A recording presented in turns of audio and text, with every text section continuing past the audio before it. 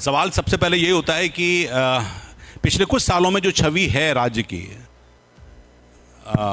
वो तो हम सभी जानते हैं कि किस तरह की छवि है, या छवि को बनाकर रखने की भी कुछ कोशिशें संभवतः रही होंगी, जो समझ में आता है।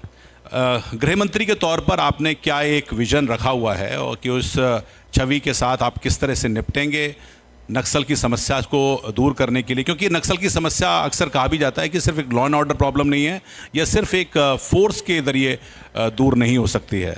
तो विजय कुमार शर्मा एक गृह मंत्री के तौर पर, एक नेता के तौर पर, आप किस विजन के साथ अगले 5 साल देखते हैं? बहुत बहुत धन्यवाद आपका। अगले 5 साल तो ज़्यादा लंबा समय हो जा रहा है, मैं 3 साल की बात करना चाहूँगा। हमारे देश के गृह मंत्री माननीय अमित शाह जी का संकल्प बड़ा है। प्रमाण है उसका 370 का हट जाना, प्रमाण है उसका पूर्वोत्तर के राज्यों में शांति व्यवस्था लागू हो जाना और उनका विकास के मार्ग पर आगे बढ़ जाना। हमारे प्रदेश में माननीय मुख्यमंत्री विष्णुदेव साय जी का नेतृत्व बड़ा है, काम करने की उनकी शैली बहुत गजब है।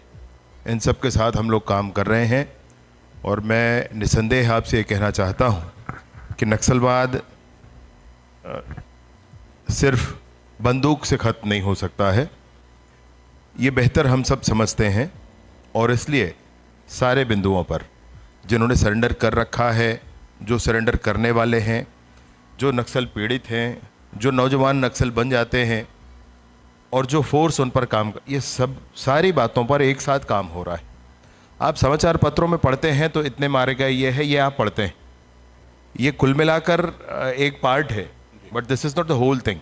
Actually so many aspects are there, उस पर हम सब मिलकर काम कर रहे हैं और परिणाम उत्पादक काम हो रहा है।